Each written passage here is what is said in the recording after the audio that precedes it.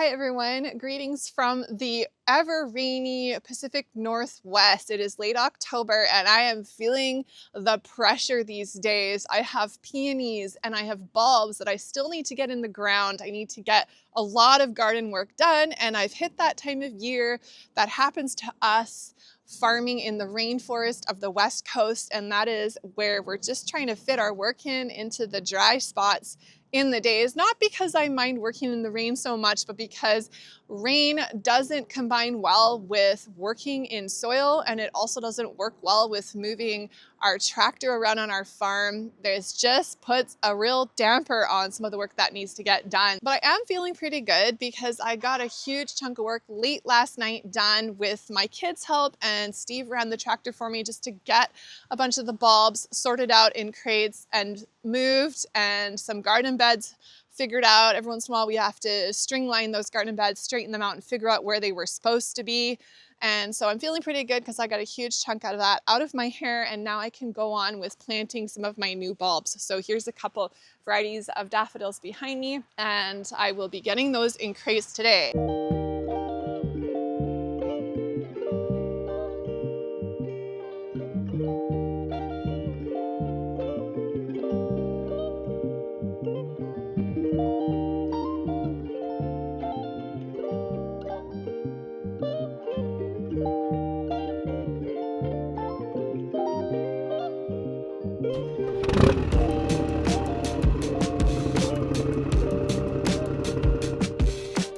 This is my second year growing my daffodils in crates. Prior to that, I've grown them in trenches in the ground in my garden beds. I did that for a few years. It worked pretty well. I grew them on a wide bed where I was irrigating in the summer, but I was irrigating on the outsides to water squashes and pumpkins that I would grow over top of my daffodils to help deal with weeds and kind of try to get multi-use out of the bed. Still felt like it wasn't the best fit.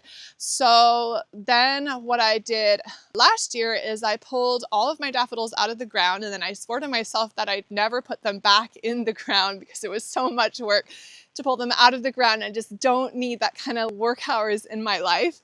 So I'm still figuring that out, but I pulled them all out and I crated them all, and I grew them in crates sitting above the ground through last winter, and they did pretty good, and they're looking pretty good coming into this next fall. I think I had some bulb loss, whether or not that was just because I didn't plant them soon enough and I messed around with them too much, but they're looking pretty good, and so I'm gonna go ahead and plant my new bulbs in the same way. So let's go take a look at the field. I'll show you what I've been doing, and I'll show you the setup that's been working for me so far in this early stages of daffodil growing in crates. So you can see behind me, I've started with, this is gonna be extension of a perennial bed, and I started yesterday with some string lining just to get my widths sorted out, because over time, as we're bringing compost in and planting, we just have lost track sometimes of the exact bed widths. So good thing I did, because the bed at the front here was starting at 4 feet, which is what it's supposed to be, but at the back end, it had gone down to 3 feet. So I pulled a lot of turf out of there and troughed that. Now, string line really helps with that. This is just a simple string line with some string on some stakes, and I measure it off of my fence line so that all my beds have a set distance. So I've been running fresh compost up here just to prep this bed, always trying to improve the soil. And also we started out with a bunch of clay and some gravel patches in our flower field where we suspect that way back in the day there was some dumping here. So we've been pulling asphalt even out of some spots. So just deepening the bed and trying to make the soil at the end more nutritious. This is my peony bed right next door here, and I'm going to be adding more peonies. This is going to be an entire bed of peonies this year. Right now it's, I guess I'd say, about almost 2/3 full, so I'm going to be extending it all the way. So I need to move all of my sedums and my other perennials that are in the back here, so that's why I've prepped this bed. And then here's where my daffodils and my other crated bulbs are going to be living this winter. So you can see these crates behind me. So they actually overwintered right here last year. To prep the bed for them last year for the crates, what we did was we just laid cardboard down on this bed. It was a bit weedy. We just laid the cardboard down and then just put the crates on, and they did pretty well. We had some weed pressure growing through the crates, but most of it was actually just during the spring and summer creeping buttercup growing over top of the crates. So I do need to manage the weeds better in the spring, but that worked pretty well. You can see this bed, now that I've pulled all those crates off, there's actually not a lot of weed pressure left. So it actually worked quite well to kill off the weeds. So I've done similar now here where I've moved them up to the end of the bed and I've measured out again my rows. So that's a little bit better, a little bit more consistent. And I've done the same kind of prep. First, we mowed the weeds. There was about a foot high in weeds here, and there are some blackberries under there. So that may be a problem in the spring. Then I've laid cardboard. I don't have a ton of cardboard to work with, but I have been trying to lay a thicker amount of cardboard, like a couple of layers deep this time, just because it does, once it gets wet and it's underneath something like this, it does decompose quite quickly in our climate. So I've laid cardboard and then I put the crates right on top of that. Now the crates were only about half full at this point because the soil or compost that I'd used last year had decreased in volume. So I laid my crates out, and then last night in the dark, that's what I was doing with my son as we were moving all the crates, getting them organized, laying them out, and then we brought the tractor in with non-screened compost from our own compost pile and dumped a bunch of compost on there, and I raked that out. You can see I need to come in here on the sides and clean this up a bit, but my thinking was to do this, and if there are weed seeds in our compost, it's not as clean. There's still some wood bits. I figure parts of that will just be decomposing over the winter. Unfortunately, we were using a tarp for our compost that we got from the local environmental society. And ironically, it didn't last very long and it started to disintegrate over the winter. And you can see here all of this shredded plastic that's now mixed into my compost. Unfortunately, I'll be picking that out, and I guess I could have better off to screen the compost, but I just don't have a setup for screening that would take this kind of volume and the kind of work we wanted to get done last night. We're just trying to beat the weather. So I figure this will compress in volume over the next few months, and then I can come in with a nice clean horse compost that I get from one of my neighbors. One of the big advantages for growing bulbs in crates in our rainy West Coast climate, and a reminder, I'm zone 8B, so we don't get super cold here. We're more mild through the year. One of the advantages is it helps with drainage by elevating the crates, by keeping the bulbs sitting on top of the soil. It really helps with drainage, much like they would in a raised bed. Another way to do the crates would be if I put them on fabric or on cement or something so that they weren't even sitting on the soil. The reason I like to put them on the soil is I've noticed that they send their roots down through the bottom of the crates. And so I just think that they're going to be better off because I'm not growing them as an annual crop. I'm wanting them multiple years. I want them to be able to replenish their growth and be able to produce for me for many years. So basically naturalizing in those crates, I want those roots to be really happy. So I've kind of just observed that, and what I've done is I tend to try to grow them on the ground. And that way the bulbs can be set deep down in the crate on a thin layer of soil, and then they can grow through the holes in the crates into the ground, but they're still getting the benefit of that elevated status against the water table. So seems like a good setup for this kind of climate. A disadvantage might be in a really cold climate where the bulbs now are elevated. They're going to be more exposed to weather, to really cold freezes. We don't get crazy freezes here usually for our location. If we do, it's usually about maybe 2 weeks of our winter, usually in February, where we might get a really cold snap. In those events, what I will do is just be mulching, especially the sides of those crates where they're exposed, mulching them, making sure they're buried nice and deeply just to help prevent any damage that might be happening from a freeze. But in general, it seems to be working really well, and I'm excited to go into my second year growing them like this. So that's how I'm running my daffodil bulbs this year. I also have some alliums and tulips going into their second year in those crates as well, so we'll see how those go. But my new tulips that I've purchased, I'm planning to put those somewhere in the ground and try to perennialize those. So kind of a few experiments going on. All right, I'm gonna plant up my daffodils. I'll show you how I'm gonna do that in a minute.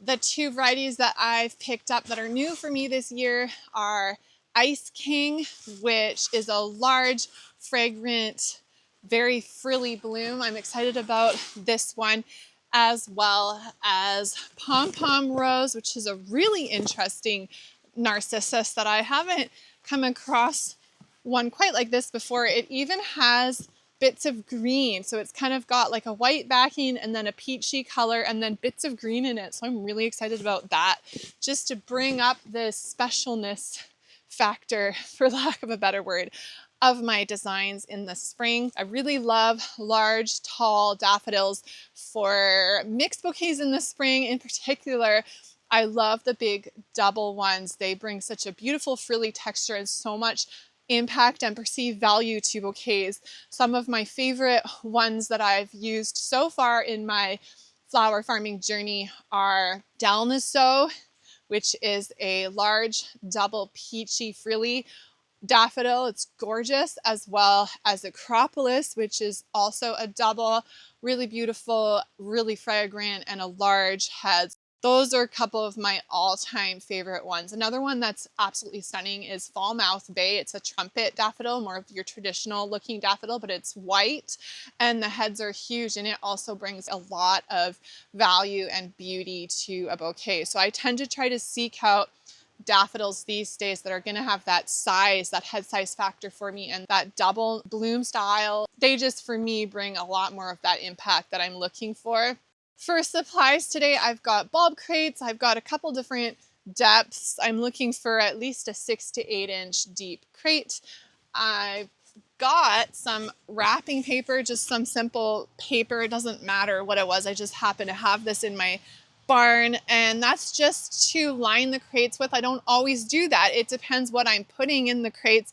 And today I'm going to be putting a layer of dry potting soil in the bottom. I don't feel like watering it, and so it'll just fall through the holes. So I'm just going to line my crates so that I don't lose too much of that while I'm going from the hoop house and walking my crates out to the field. So I've got some potting soil here. The reason why I want to use potting soil is just to help, again, think about the drainage. And I'm putting in compost today from our own compost. So I want to put the roots of the daffodils in some of the potting soil just to help make sure that they're getting a proper mixture. And then I'll be topping these crates up with compost, which is out in the field. So I'll just be getting my bulbs planted with a layer here, and then walk my crate out and grab a shovel and finish it up out there, so I don't have to carry such a heavy crate out. And the rain is really starting to go now, so I may get a little bit wet later doing all of that. But first, the planting. Okay, so I'm doing about an inch or so of dry potting soil just to give my bulbs something to sit in so I can place them.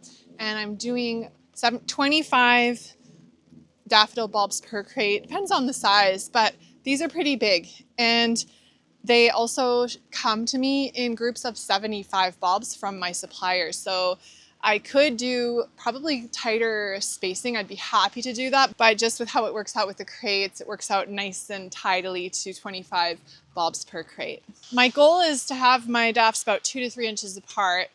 So this is probably similar to that.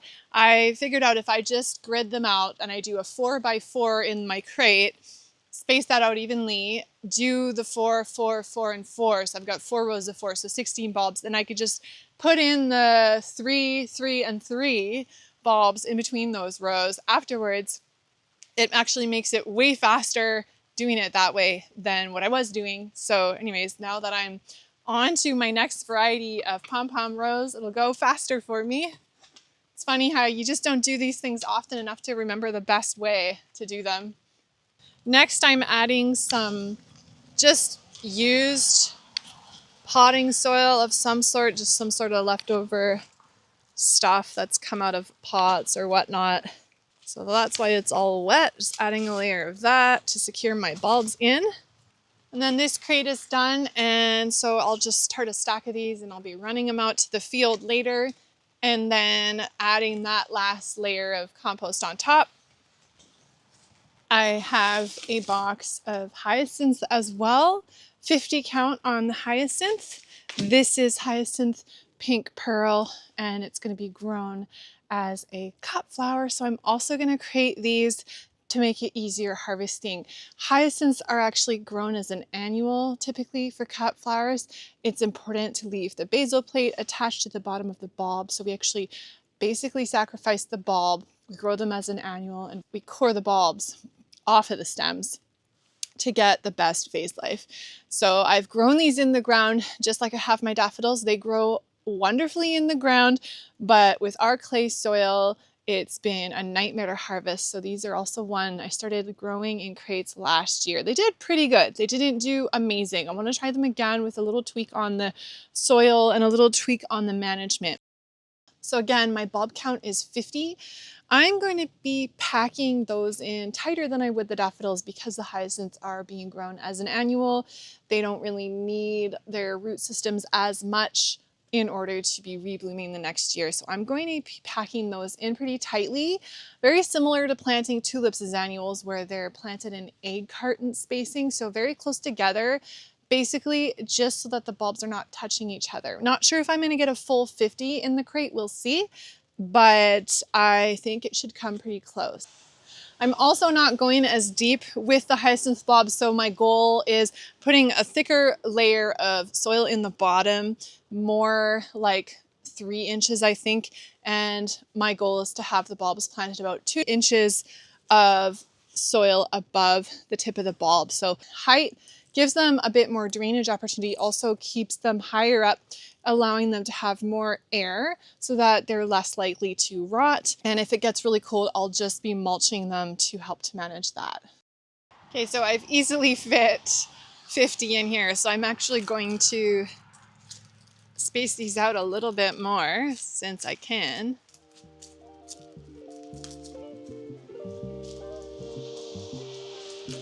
Hyacinths tolerate overcrowding fairly well since these are being grown as an annual.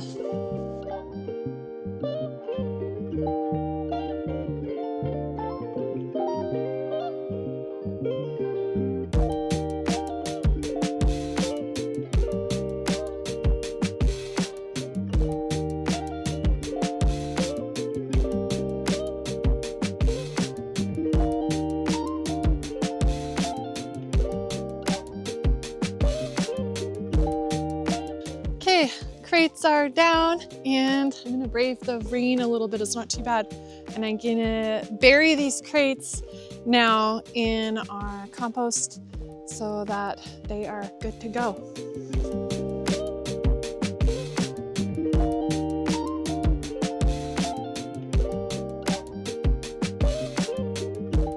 Okay, that's done and I'm looking forward to seeing all of the beautiful blooms that are going to come in this spring. I love putting daffodils into bouquets like these and these. For more on growing daffodils in a cut flower garden, how to plant them in trenches in the ground, when to harvest for the best possible vase life, and even how to mix them successfully with other types of flowers, check out this video. It's chock full of everything to do with growing daffodils. I'm gonna get onwards now into moving all of my sedums over and clearing out my bed for the peonies that I need to get in the ground. Thanks for watching and I will see you next time.